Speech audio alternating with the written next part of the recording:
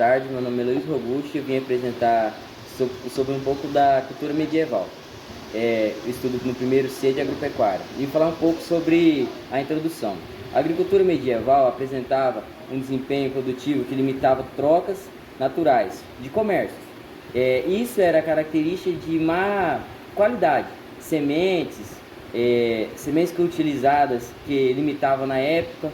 Já no século XII, tinha na século XII, a Europa teve uma revolução tecnológica muito grande, que de importância muito grande também. O ferro e o aço era muito utilizado para a agricultura local. Meu nome é Thiago Alves, vou explicar um pouco sobre o sistema de produção feudal. O sistema de produção feudal é caracterizado pela rotação de culturas. A rotação de culturas consiste no quê? Você alternar várias culturas em uma mesma área. E alguns dos benefícios é a conservação do solo, o aumento no teor de matéria orgânica. Como funciona a rotação de culturas? Você vai pegar uma determinada área grande, vai dividir ela em 3. Na primeira área, no primeiro campo que você dividiu, você vai plantar trigo, no segundo cevada, exemplo, e no terceiro vai ficar vazio, descansando. Aí no próximo ano, no que estava o trigo, vai ficar vazio, descansando, o que estava cevada vai ficar o trigo e o que estava vazio vai ficar a cevada. E assim por diante.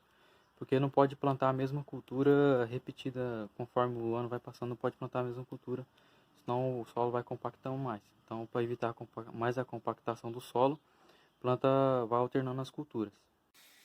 Boa tarde, eu sou o aluno Thiago Henrique da Silva Almeida, sou aluno do primeiro C e hoje eu vim falar sobre agricultura medieval, dando continuidade ao trabalho da turma aí. A época lá eu vou falar sobre mais da época da plantação lá, né? Apesar de contribuir significativamente para uma redução da colheita lá, o sistema de rotação de agricultura lá era bem diferente, né? A rotação de agricultura acabava tendo outra finalidade. A cada ano a terra era diferentemente trabalhada, né?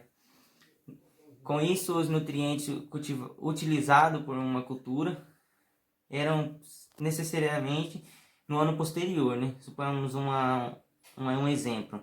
Um ano eles plantavam a cevada, no outro ano eles davam um repouso e no outro ano eles plantavam o trigo.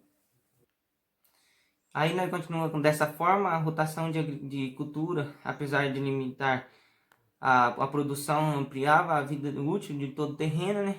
E foi isso que eu consegui explicar. Vamos ficando por aqui. Tchau, tchau. Sou a aluna Emily do primeiro C de agropecuária, venho dar continuidade ao trabalho falando sobre a revolução das técnicas agrícolas medievais. A primeira revolução ocorreu no século XII, com a substituição do martelo manual pelo martelo hidráulico e eólico. A segunda revolução tecnológica ocorreu no século XIII, com a criação dos altos fornos. Sendo assim, os arados, enxadas e foices fabricadas com aço e ferro originários dos novos fornos geraram um aumento na produção agrícola medieval, facilitando lavrar solos pedregosos, entre outros. Olá, meu nome é Josiane Souza, sou aluna do primeiro C de agropecuária, venho dar continuidade ao seminário sobre agricultura medieval. Venho falar sobre o desenvolvimento.